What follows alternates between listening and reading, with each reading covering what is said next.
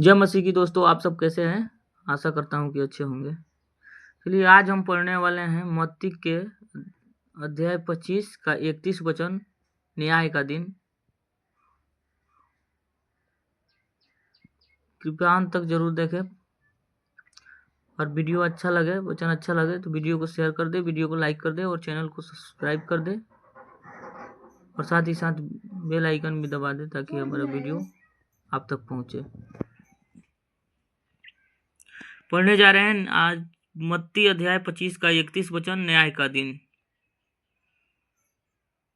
तो जब मनुष्य का पुत्र अपनी महिमा में आएगा और सब स्वर्गदूत उसके साथ आएंगे तो वह अपनी महिमा के सिंहासन पर विराजमान होगा।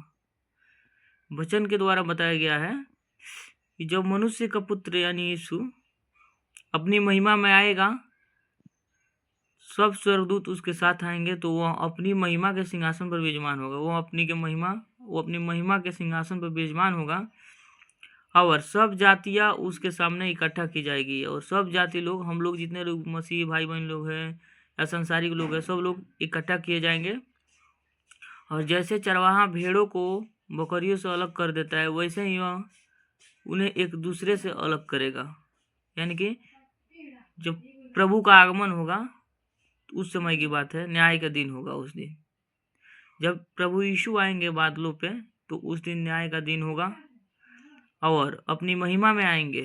साथ ही साथ स्वर्गदूत भी आएंगे और अपने सिंहासन पर यीशु विराजमान होंगे और सब जातियों को इकट्ठा करेंगे।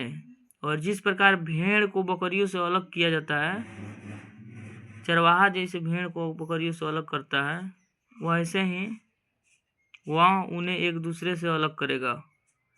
वह भेड़ों को अपनी दाहिनी ओर और बकरियों को अपनी बाईं ओर खड़ा करेगा। तब राजा अपनी दाहिनी ओर वालों से कहेगा, हे मेरे पिता के धन्य लोगों, आओ उस राज्य के अधिकारी हो जाओ जो जगत के आदि से तुम्हारे लिए तैयार किया गया है। सब मसीह भाई बहन सब लोग जानते हैं कि यीशु घर बनाने गए हैं स्वर्ग में हम लोगों के लिए। स्वर्ग में हम लोगों के लिए घर बनाने गए हैं और जब वो बादलों पर लौटेंगे तो बुझिए कि इस राज्य के राजा रहेंगे और भेड़ों को दाहिनी ओर और बकरियों को बाईं ओर खड़ा करेंगे और बोलेंगे, दाहिनी ओर वालों से कहेंगे, हे मेरे पिता के धन्य लोगों, आओ उस राज्य के अधिकारी हो जाओ जो जगत के आदि से तुम्हारे लिए तैयार किया गया है। यानी कि जो अच्छे कर्म किए होंगे, जो पाप नहीं किए होंगे, वो भेड़ के समान है और जो पाप किए होंगे वो बकरी के समान है। तो जिस प्रकार चरवाहा भेड़ को बकरियों से अलग करता है, ठीक उसी प्रकार हम लोगों का चरवाहा यीशु है, प्रभु है। हम लोगों का चरवाहा वो है यीशु। हम लोगों को अलग करेंगे भेड़ और बकरियों की तरह, यानी पापियों को अलग और धर्मियों को अलग करेंगे। और उस समय जो भेड़ के रूप में होंगे यानी धर्मी होंगे, उन लोगों को बोलेंगे कि हे हमारे पिता के धन्य लोगों, आओ उस राज्य का अधिकारी हो जाओ जो जगत में आदि से तुम्हारे लिए तैयार किया गया है। कि जो घर हम बनाए हैं उस घर का अधिकारी हो जाओ स्वर्ग में। क्योंकि मैं भूखा था और तुमने मुझे खाने को दिया, मैं प्यासा था और तुमने मुझे पानी पिलाया, मैं परदेसी था और तुमने मुझे अपने घर में ठहराया, मैं नंगा था और तुमने मुझे कपड़े पहनाया, मैं बीमार था और तुमने मेरी सुधि ली, मैं बंदीगृह में था और तुमने मुझसे मिलने आए। यानी कि उस समय बोलेंगे कि हे मेरे पर पिता के धन्य लोगों, आओ उस राज्य के अधिकारी हो जाओ। क्योंकि जब हम भूखा था तो तुमने मुझे खाने को दिया, जब प्यासा था तो तुमने मुझे पिलाया, जब मैं परदेसी था तो तुमने मुझे रहने के लिए ठहरने के लिए घर दिया, नंगा था तो मुझे कपड़ा पहनाया, मैं बीमार था तो तूने मुझे सुधि ली, मैं बंदीगृह में था तो तुम मुझसे मिलने आया। तब धर्मी उत्तर देंगे, हे प्रभु, हमने कब तुझे भूखा देखा और खिलाया या प्यासा देखा और पानी पिलाया। लेकिन जो धर्मी लोग होंगे उन लोगों को पता नहीं होगा, तो बोलेंगे, हे प्रभु, ये कैसे हो गया? हम तो तुम्हें कभी खाना खिलाया नहीं, कभी पानी पिलाया नहीं, कभी तुम्हारे दुख में सुधि लिया नहीं, तो ये कैसे हो गया? कभी तुम्हें हम ठहराया नहीं क्या?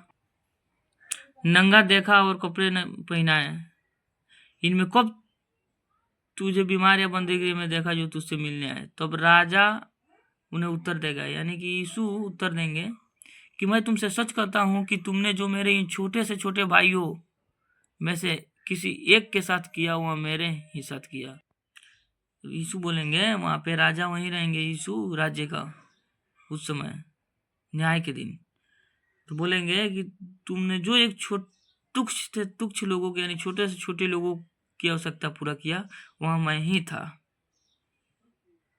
जिस पे दया दिखाया वह मैं ही था, वह मेरे साथ किया। तो वह बाई ओर वालों से कहेगा, हे शापित लोगों, तेरे सामने से उस अनंत आग में चले जाओ, मेरे सामने से उस अनंत आग में चले जाओ जो शैतान और उसके दूतों के लिए तैयार किया गया है।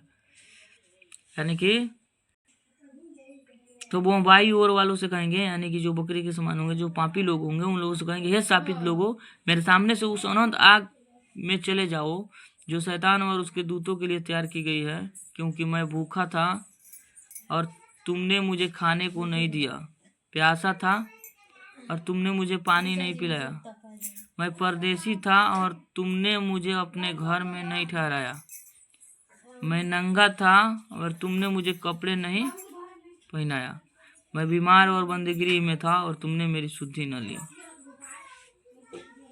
तब वे उत्तर देंगे, हे प्रभु, हमने तुझे कब भूखा या प्यासा या परदेसी या नंगा या बीमारी या बंदीगिरी में न देखा, तेरा सेवा टहल न की। तब वह उन्हें उत्तर देगा, मैं तुमसे सच कहता हूँ कि इन छोटों में से किसी एक के साथ नहीं किया हुआ मेरे साथ भी नहीं किया, और ये अनंत दंड भोगेंगे परंतु धर्मी अनंत जीवन में प्रवेश करेंगे। आमीन आमीन। तो आप लोग समझ गए दोस्तों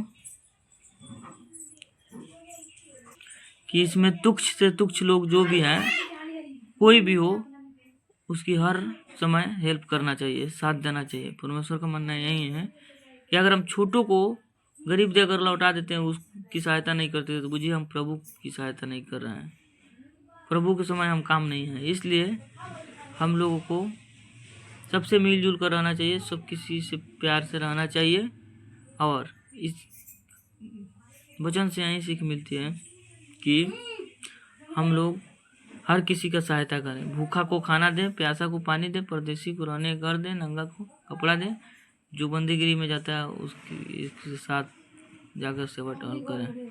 आमीन। वीडियो अच्छा लगा तो वीडियो को शेयर कर दीजिए और चैनल को सब्सक्राइब कर दीजिए। जय मसीह की। आमीन।